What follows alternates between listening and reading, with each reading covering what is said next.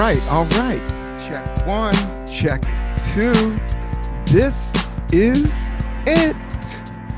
Welcome to the Cannabis Coffee Hour. Oh, wow. With your host, me, Rob Cantrell, coming to you live and direct for the internet for episode 178 of the Cannabis Coffee Hour. Oh yeah, how's your week going, everybody? I'm surfing through the internet right into your ear holes, and we're gonna have a nice cup of coffee. I'm gonna hit my little one hitter and talk to you cats for a while. But before we start the show, I have a big show. I'm producing my own shows in Brooklyn right now, and I'm doing two of them, and it's at Littlefield, and Littlefield is in Gowanus, which is right. You could take the R train to Union Station and walk right over to Littlefield, and it's this cool like art venue on Sunday, June 26th. Rob Cantrell and Super Friends, 8:30. Go get tickets. There's a link at Rob Cantrell's shows. There's a link at the website of the Littlefield, which is a venue. You can put in Littlefield, New York, and it'll go right to the venue. And there's a link. Sunday, I got a hot show, a great show. It's mostly me just hosting, doing a lot of material. I'm going to do all my old material, all my new material, all my just thinkabouts and walkabouts. Just general vibeism is the vibe on this show. It's me just getting loose, which I'd like to do. But I got some great comics that are showing up. Dave Hill, amazing guitarist, amazing comedian, amazing writer, very funny, subversive. Like he's got his own vibe, and it's killer, man. Check out Dave Hill. He's a great comedian, super funny. Who knows what he's going to be coming up with. I know he's doing some shows with some death metal bands in Sweden, but he's out there, but in the coolest possible way. And then Dave Hill, and he's like an amazing guitarist. Not to get on his Johnson, but I think he is the best comedian that plays guitar I've ever seen in my life. Like he's electric. Like he could do all the fingerboarding, Van Halen shit. He's amazing. And then we got Reggie Conquest, who's coming through, who is on the HBO show Insecure. But then there's me, and he's great. Reggie's amazing.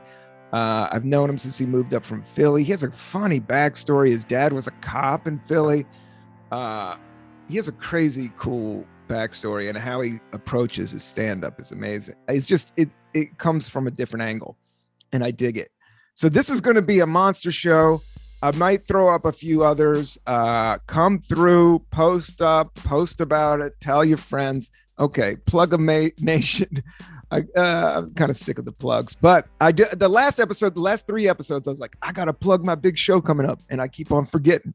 So before I hit this nice herb here, I wanted to say I got a big show in Brooklyn, New York. I really want everybody that can hear this come to the show. If you're anywhere near, I promise you, it's going to be amazing. In terms of comedy, it should be pretty good. I'll give it my all. I may bring my cat, but I got a couple friends, and if you know the vibe, then you know the vibe, and it should be a lot of fun. So I'm looking forward to that. I'm also looking forward to this cup of coffee. I started the morning with a little bit of chai tea. I have to say, like the other day, I think I drank a little bit. I got this super dark roast from Costco. I burned through my Atlas coffee supply, and now I'm on to my Cafe Cubano roast, bold. I guess this is Cuban Mar-a-Lago. This is specialty beans. This is high grade, organic. I am kind of a snob when it comes to this shit. Not all the time. I could switch it up, but I just, you like to know the tiers. But this is just a great bag of dark. The only thing is it's super dark dark, dark coffee. Um, and it tastes great. It's kind of like rainy out there. It feels a little bit like San Francisco right now, or just kind of like good dark coffee. For some reason, hits really good when it's cold and kind of wet out there. That's when you want some good dark coffee, or first thing in the morning. Now, this is a batch from my Chemex. It's a specialty cup that I just made for this podcast. I got it in my favorite Brooklyn cup. Check that out. You can watch the video of this on the Patreon, Rob Cantrell Coffee Patreon. You can watch me drinking coffee and smoking weed and doing this podcast. If you were like, hey, I wonder what this dude looks like. I've been listening to him. I wonder how he's doing this. Well, here I am. I'm doing it. You can check it out live. Rob Cantrell Patreon. Support the Patreon.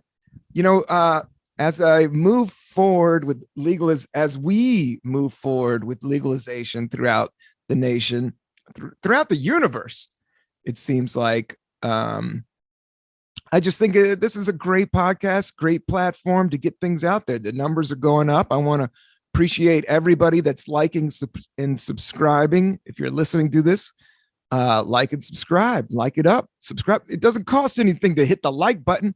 Hit that up, my man, or my woman, or my girl, my friend, my cat, my dog. Let's rock it out.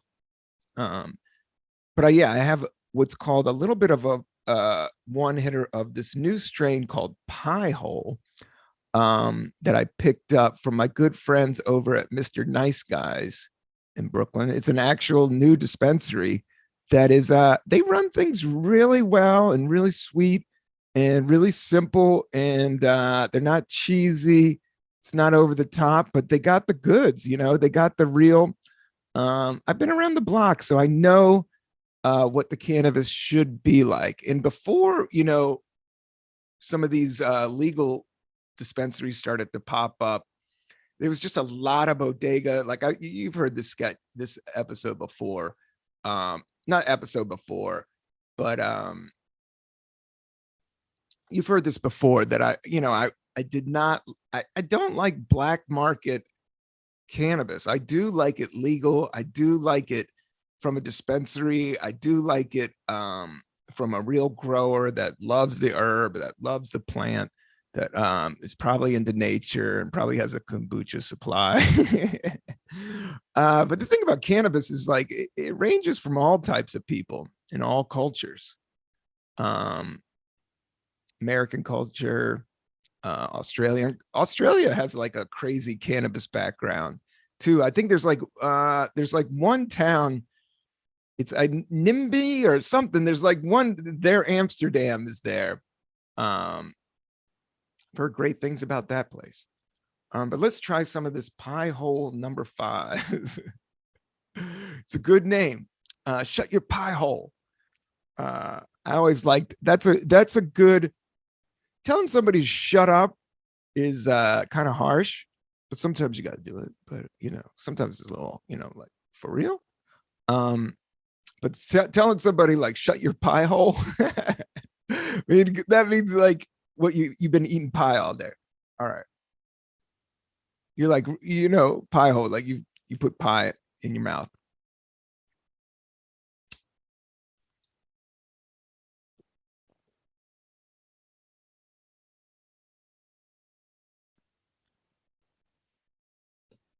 Oh, wow.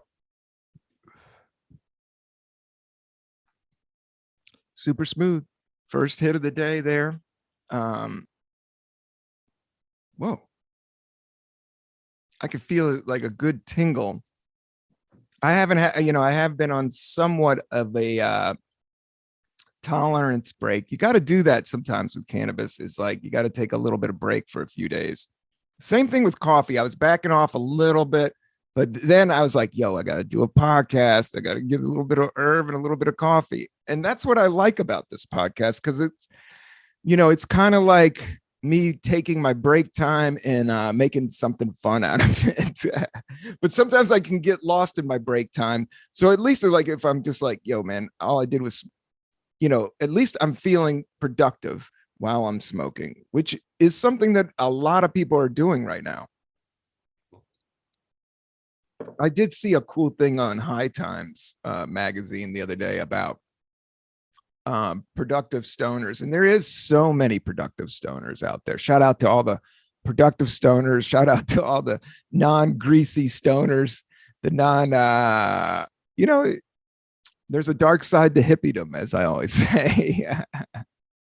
There's a dark side to everything. But sometimes you gotta, you gotta see it for what it is. But where was I going with that? I guess this pie hole got a hold of me. But yeah, speaking of pie hole, I have another song. I fell back into the band Humble Pie. I love these guys, man. Steve Marriott. I know I've been talking about these guys for a while. It's kind of just seeped into my lexicon. I would say I listened to a lot of Turnstile and a lot of Humble Pie. um, but yeah, Humble Pie was Steve Marriott and Peter Frampton. And Steve Marriott was in the Small Faces. These were all the bands in London that were around the Who, around the Beatles, around the Rolling Stones. So in that circle, Steve Marriott was like known as a very good guitarist and soulful. Like the thing about Humble Pie is what I'm learning and loving is that they have soul. They really incorporate soul music. Like they brought Led Zeppelin out. Like Led Zeppelin would come and watch their shows before they formed. Like he said he remembers seeing I was, you go down these little holes and all of a sudden I'm reading about the band, 70s band Humble Pie for 4 hours. Not that bad, but I'll go down like a good band music escape internet voyage all the time. And I know if I'm doing it, you're doing it too. So so I've been digging on Humble Pie, and they have at first listen, I was like, I don't know about this. I mean, it's all right. It just sounds like good rock and roll. But in further examination and then getting turned on by the song Black Coffee, if you watch the Tin Whistle video of the song Black Coffee by Humble Pie, he has these 3 soul singers, Steve Marriott, singing with them. And it sounds so amazing. And then I listened to his other stuff, and it really is a London's cat. Like I was listening to it's Peter Frampton and Steve Marriott. I mean, not to go down this is the Cannabis Coffee Hour, so a lot of you guys are stoners, so you might be into this. But yeah, this is some 70s rock, kind of bong hit music. Peter Frampton with the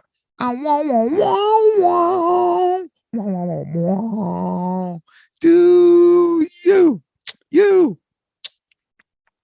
Now, Peter Frampton was in Humble Pie before he came out with Peter Frampton Comes Alive, which is the album every 70s classic rock freak knows about. Because he has this voice, he has that thing that they run through the guitar, and it's like,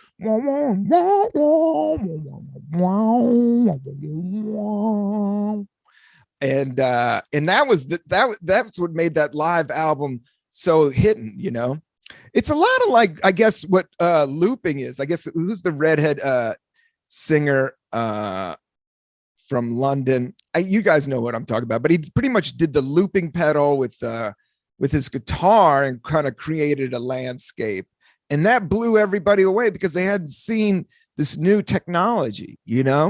Same thing with Peter Frampton Comes Alive. Like that voice box, it's called a voice box, and it runs the guitar in this like tube, like this plastic tube that goes to your mouth. Now it does not look cool because it's like this big funky straw, and it's like playing through the instrument. It's just the weirdest thing, but it sounds beautiful. Isn't that wild? Now, to make a further connection on this is California knows how to party. California. I forget who they sample in that. I think it's the Gap Band. It may be so. It's no Zapp and Roger.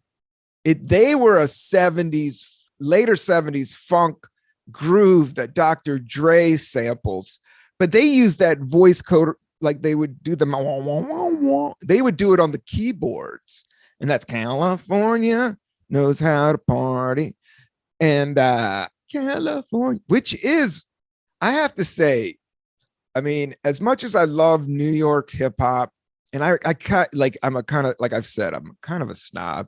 Like, and I grew up on the East Coast, and I was born in 1972. So with hip hop, if somebody's talking hip hop, like just remember, my first concert was Houdini. All right. It was Grandmaster Flash, Houdini, Run DMC on their second album. It was in the Fat Boys. It was before the Beastie Boys. I went to see the Fresh Fest in Roanoke, Virginia. I tell the story on my album Pure Uncut Joy, which you cannot stream on Spotify because they owe me royalties, is what my label's saying. They're in some, I have this great label and I loved working with them. I want to work with them again, but there's this thing going on. But my other music album is on Spotify. And the weird thing is I like Spotify now. Like I kind of go back and forth, but it is good technology. It's a different, and that's, I guess, what I'm trying to talk about is new technology and how things like flip. So it's like Peter Frampton used that voice coder, and it was such a new, weird sound, and that everybody fell in love with it. And then what I'm saying is Zapp and Roger used it in the 70s, and then Dr. Dre sampled it for the California song, which is amazing. Which is my other point was Dr. Dre's and Tupac's, California knows how to party. That song is literally one of my favorite songs. I hate the violence and stuff like that, but it does just pump. You know what else pumps? I heard it, and I'm not a huge 50 Cent fan, but I do remember 2003, how big that song was. Like as big as anything was now, that song was so much bigger because there wasn't social media. Like it just dominated. It just was like, boom, this is it, man. That full album, 50 Cent's full first album, that first song is just, and I'm not a huge Eminem fan. I was kind of a hater, that dude's the same age as I am. I respect him as an artist, when I got into stand up and really started appreciating, the hard work it takes for, all show business is fucking, some people get lucky and social media, and you might, but then there's a flip side of the coin to all that. There's the ego trip, and you find out how all, so many young rappers and so many young comedians and so many young actors die because the ego trip is so heavy, can't come back. But that California song is one of my favorites. But what was I talking about? So if somebody's talking, I do love New York hip hop. Lately I've been full Rakim, like Rakim is God in a sense. But he's the first one that kind of has that Rakim God. I always loved all those like Lord this, Lord that, Lords of the Underground, God. It comes from kind of a Islam vibe, but I also like that empowerment sentence and kind of empowering yourself. But everybody should be empowering themselves, not to get super spiritual. But no, the Rakim shit. I just, last episode I was talking about DMX, but Rakim influenced DMX. But I watched this crazy interview on YouTube. YouTube is crazy. But it was when they were older, and it's Rakim and DMX meeting for the first time backstage. Well, they talk about it. Like, I saw you in the 90s, like, but it was backstage. But now it was like in the mid 2000s before DMX died. They're both, older.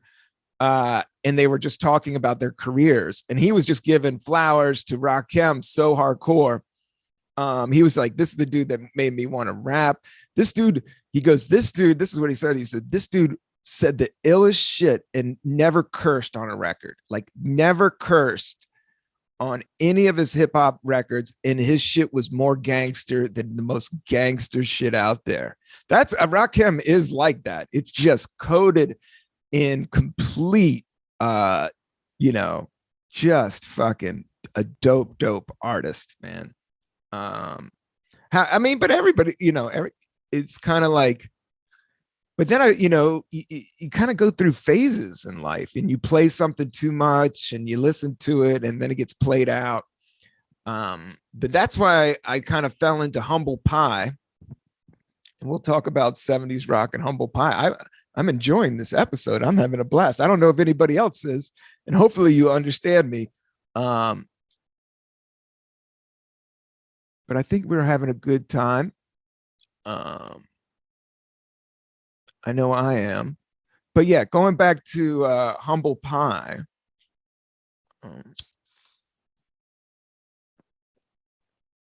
Like they had soul in their music. And what's crazy is I saw this interview with David Bowie, and he was just talking about London in the Beatles. And he was talking about kind of the vibe of, this is what I'm kind of getting my head around. It's like post World War II is when the Beatles, like after World War II, the 40s were all fucked up. And then the 50s, everybody's getting their life together. And then the 60s hit. And all these kids grew up in that, or their parents did. And they're kind of like these springs of youth and art that pop out. And what they took was rock and roll popped out in the 60s.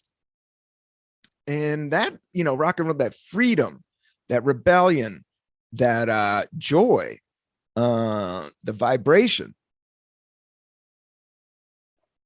But the kids in London heard it different, and heard it from, African-American artists, as Sam Cooke, Little Richard, like, it was kind of like them listening to this new music, and then they process it. And then there is a hip scene, they got their cool little city, they got their cool little town, they got the cool little culture.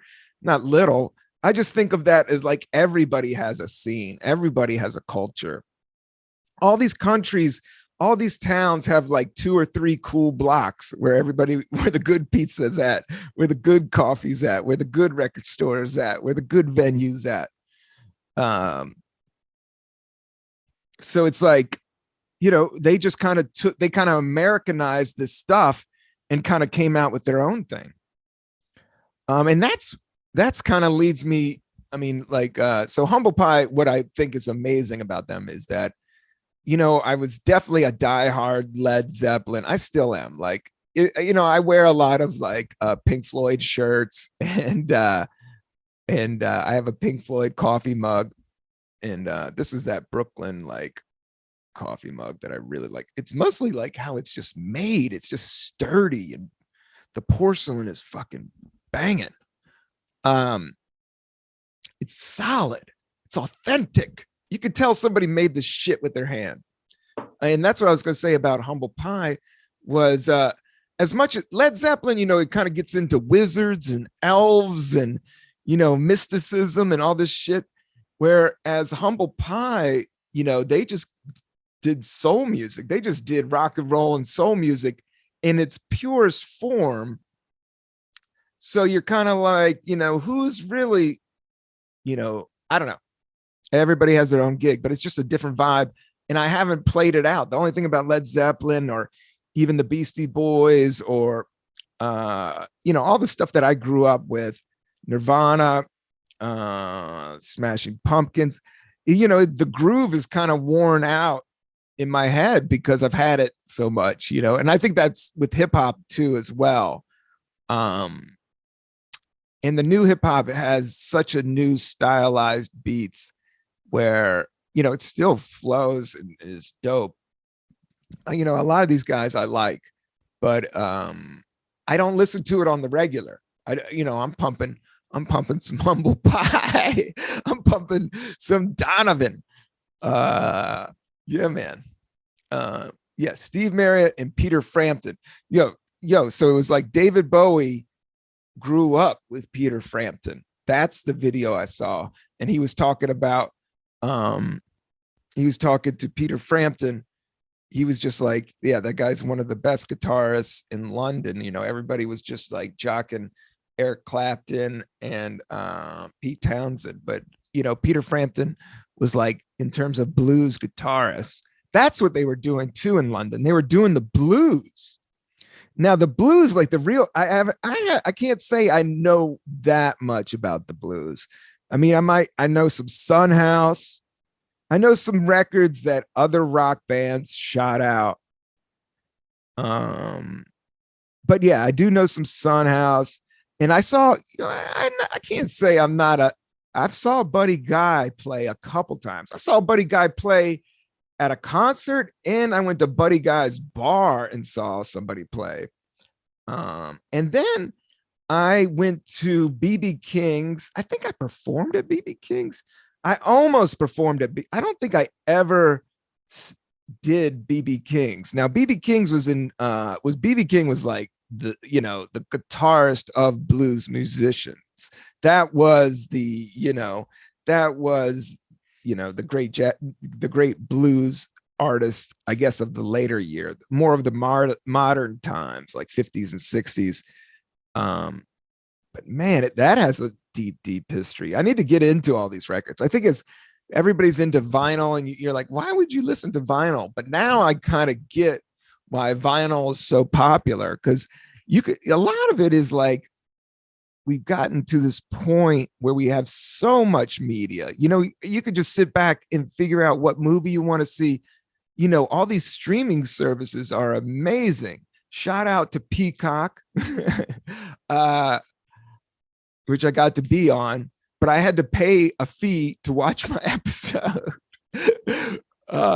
So yeah, my wife made a joke about that, and that was kind of funny. But they paid me, but then I used the money to buy fucking Peacock. But where was I going with that?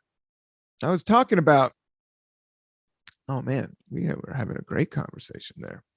I was talking about humble pie and Led Zeppelin and soul, authenticity, good coffee, good herb. Yeah, authenticity is what's happening right now.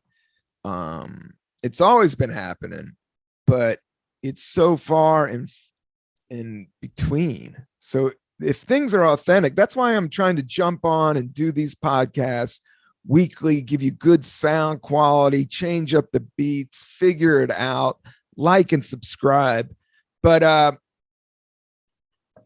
I do believe with with audio, like we have so much media at our disposal, like a dude with a laptop now has like a multi-billion-dollar multimedia device of the 1980s. You literally have a database of every film or most current stuff that's out there. So it's like, right now I'm into like reading books and watching movies. And this Mel Brooks book, I'm about to be finished. Guys, you guys got to read this book. Mel Brooks, It's All About Me, is one of my favorite books of all fucking time. I swear to God, brother, I don't read that many books. This is the Cannabis Coffee Hour. But I'm trying this year. I'm not trying. I'm reading books. I like reading books. I like getting my brain right. But this Mel Brooks, All About Me, My Remarkable Life in Show Business, is one of the most amazing books I've ever read in my entire life. I'm almost done, and it bums me out. But if you ever want to get into show business, I don't care if it's movies, acting, or music, or writing, this guy is one of the most amazing directors, producers, writers, funny comedians of all time, man. This dude is a super G. He fought in World War II, came out and started writing jokes for comedians, and he was a comedian. But he got on the Show of Shows with Sid Caesar, which I guess was like the Tonight Show of the day. It's like Saturday Night Live, I would believe. And he was a writer, and then he went on to produce movies. Some of the funniest. Blazing Saddles is one of my favorite movies of all time. And he fought in World War II, and then he came out and he started writing, but he has a love for Broadway. And he's a guy's guy. He used to play, he played drums with Buddy Rich. Him in Brooklyn, and he like grew up with Buddy Rich's brother, his younger brother, and he got to play with him and learn from him. Big time drummer. I would love to talk to Bill Burr about the Mel Brooks All About Me book. I should give him a shout out. Shout out to Bill Burr and All Things Comedy. Those are my buddies. And he's done the podcast. I was trying to get him on before, but he got busy playing baseball theaters. But I'll get him back on the podcast. But I'm going to get more and more guests on, but I also love doing these solo ones. It's just very economic in the sense of time and matter, and I'm getting something out of it. I appreciate you guys listening. I'm enjoying this great cup of dark roasted lava Java Zava. I got a nice oney just packed of just great, glorious cannabis, American legal cannabis. I got the Mel Brooks book. I'm almost done. It's been amazing. I'm at page 337, not 227, but 337. And it is, ooh, my gosh, he wrote a 500-page book. It's 400 and over. Dude, this guy had the best career of all time. 459 pages. And he's like 89 years old or older. I don't even know. If he was in World War II, he has to be over 90. But this is like, it reads so good and it sounds like him. And every chapter is a movie. It starts like his early Brooklyn life. It then goes into World War II, and then it goes to being a TV writer. And then it goes to all the stories on how to produce and direct and write and hooking up with characters. A lot of it's hanging out and lunching is what I'm figuring out. I need to hang out and eat more with people. And, it's just networking and working with people that you've worked with before in the past, and how they kind of work in the future. That's how, with my learning of show business is like the friends that I got very, very early on. That's why I gave a shout out to All Things Comedy, Al Madrigal. I started out with him in San Francisco, and it was such a great scene. He's such a great comic, great dude. But those are my friends. Those are my natural friends. Like, I haven't hit them up for any business, but that's how show business works, is like dudes you start with, or even that's different. Maybe that's 20 years from now or 30 years from now. Like, even just now, like the vibration that you're putting in, and people have come in and out of my life, and how people from a past life will spring up in a future life and hook me up with a showbiz job. That's how I got to tour with Tracy Morgan for a year and a half, was my good friend Mark Theobald. Mark Theobald, great stand-up comic, writer, producer. But I did shows with him at the Boston Comedy Club, like, when I was 3 years in, right after the first season of Last Comic Standing, when I started doing spots in New York at the Boston Comedy Club. That's a crazy story. I have so many crazy stories about stand-up. But yeah, the Boston Comedy Club was owned by Barry Katz, who was managing me right after the first season of Last Comic Standing. And Barry Katz, and it was 2003, and there'd never been a Last Comic Standing. And it was so big, and I wasn't like the super winner. I was like number 7, but made it to the top 10. So I got enough juice to get a manager. But the problem was I was only 3 years in, and I came from San Francisco coffee shops. Like all I did was smoke weed, drink coffee, do the punch, and then I did comedy clubs. I mean, I did like a super like the thing about San Francisco, they love weirdos. And so they loved my comedy. I had a good little following 3 years in. Not even, I wasn't, but I did sell out the Great American Music Hall. I got to stop bragging and dropping names. But the thing is that the Great American Music Hall is one of the dopest venues in San Francisco. And so is the Punchline Comedy Club is where I started. But I got to play the Great American Music Hall twice. Once opening up for Richard Lewis, and then another time headlining right after I got on Last Comic Standing.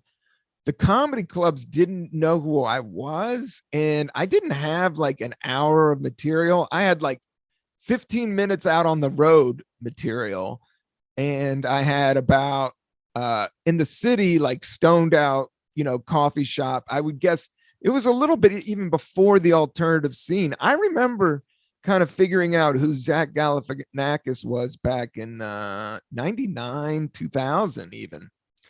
I just started doing comedy, but I started in San Francisco, and then he was featuring for David Tell and came to the Punchline, and he had all this heat on him. He was like the next biggest thing. And he ended up being that. He's a great guy. Shout out to Big Z.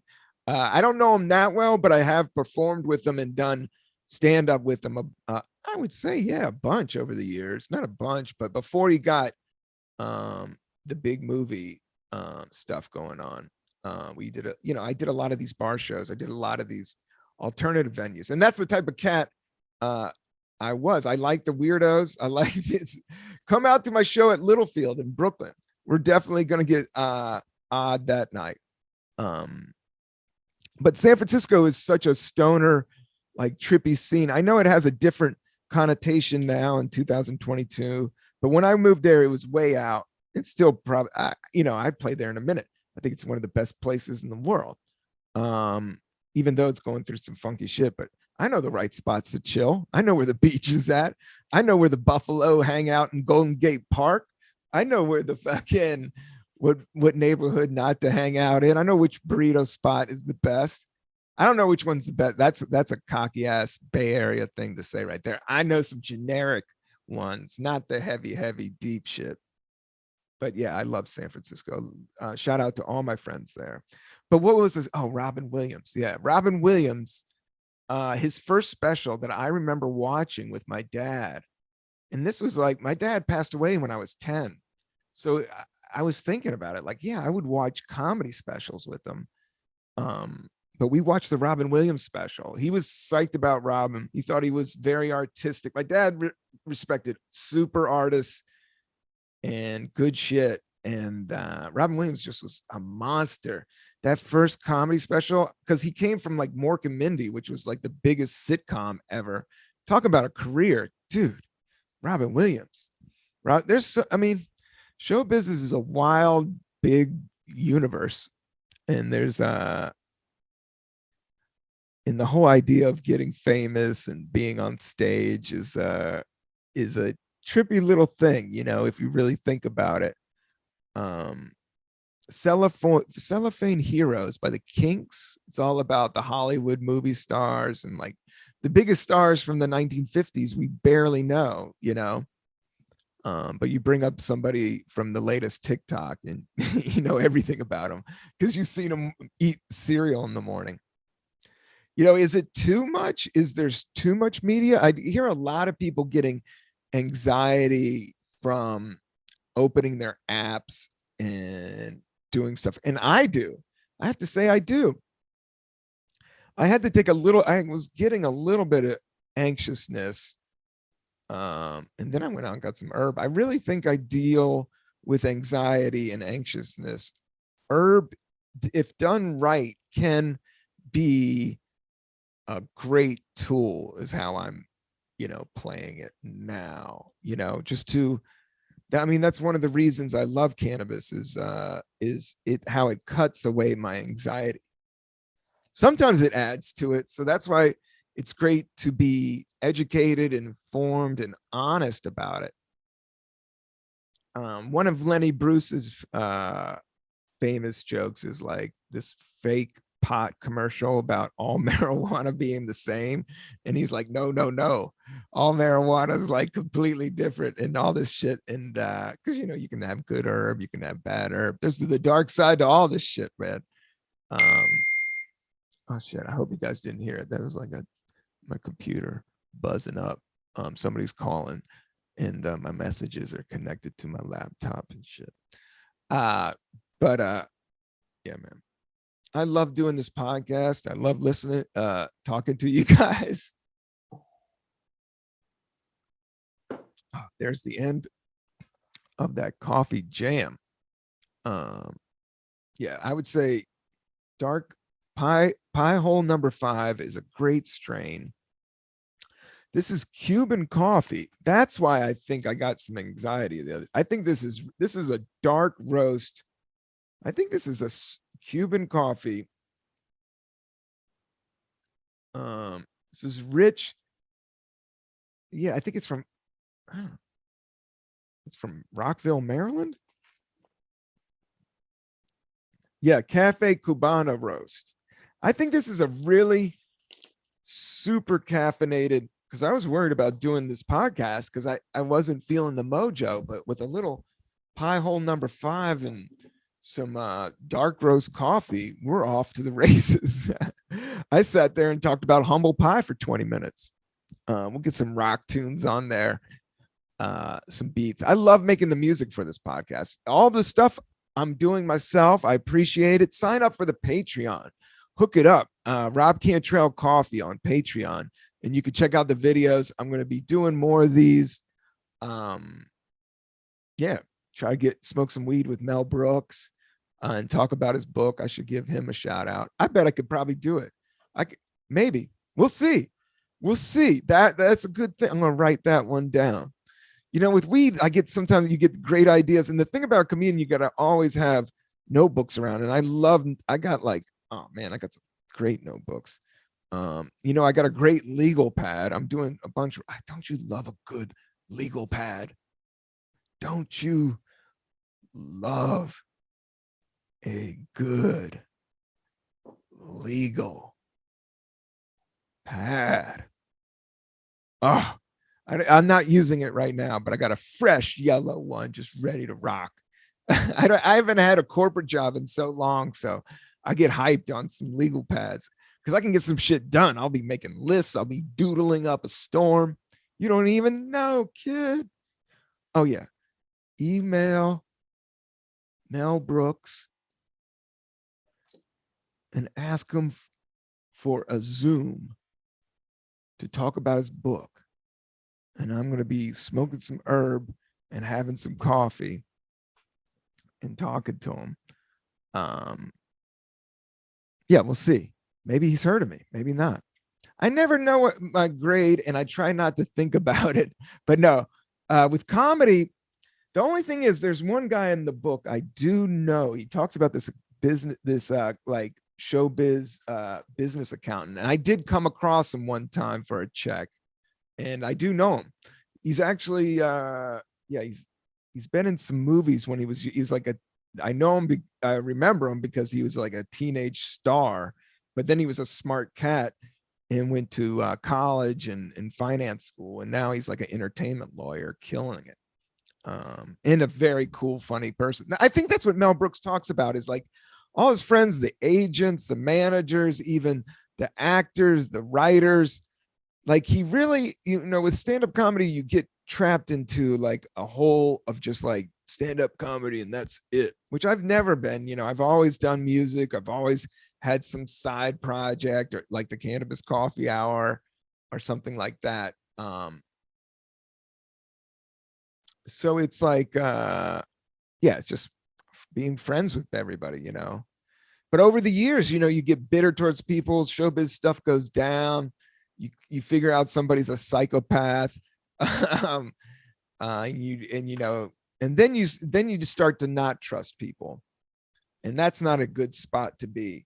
I'm trying to trust the universe. I am trusting the universe. I'm going to email Mel Brooks and see if I can push this through. And I did get a good, nice note there. You got to write stuff down. If you're smoking a good, a sativa leaning herb, definitely have a legal pad and a pen and paper ready to go and see what you might come up with. You could come up with the next paper clip. I just got a big thing of paper clips, brand new. If you're a good smoker, don't you love a good paper clip? And then there's never any if you have a stoner in the house, there's never any paper clips laying around. You go through all your papers because they're the best cleaning device, because you got to clean this. My thing was I cleaned it out. I think I'm going to start being super, like, I'm going to treat this whole thing with respect and really clean out my my one hitter every episode and really concentrate on building relationships with some of these new legal cannabis companies that are popping up here in New York. Shout out to Mr. Nice Guys, and shout out to peace and love and happy Pride Month. And the thing about all of the LGBT rights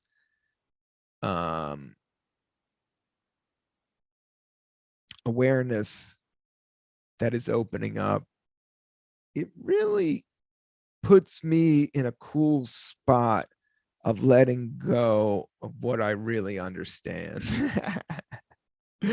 in the sense of, I'm an ally in the full sense to, LGBT, the gay community. They've always been good to me. I love San Francisco. I love good artists. If you're in the show business, I mean, that's just how it, and then the same thing with the cannabis movement needs to, like, because people are going to do what people do in terms of, sexuality. I've always thought that. I've always thought like since the beginning of time, like, there was cannabis and then there was, people are going to smoke weed and then people are going to be gay. That's just how it works. That's, it's a part of, all these things are options of nature that kind of evolve and move forward. I don't know. That's how, maybe I'm talking too much on the herb out, but that's kind of just the letting go, I guess, is what I'm feeling is. And that's where I am in with my age, is like, I think it's for their generation. It's for the next one, because I know when the gay rights movement, start to happen in the 40s and 50s, gay people were beaten and killed. And it was just a homophobia, it was ran rampant in early society, and then them coming out and building communities is so inspiring in the sense of, just new things and seeing things truthfully, So I think there's a lot of inspiration there. So shout out to, Pride Month. That's all I wanted to say. And then I think I hit a little bit of herb and I talked too long, and hopefully I didn't say anything. But I'm trying not to even be that type of cat, man. I'm trying not to judge myself or judge others. I'm going to make mistakes. I'm going to do stuff. But I think if you're aware, I guess that's what I was trying to say, is just awareness. And I'm just so aware of how fun this podcast is. So I appreciate you listening. And I'm so aware how much I love coffee, how much I love cannabis, and just all the legal things that are sprouting up on the East Coast. I really think New York opening up to cannabis, like, dude, you smell it on the street everywhere. Now we have dispensaries and it's just getting fully legal. And when the people get behind it, it's just so fucking dope. All right. With that, I'm going to say I'm out.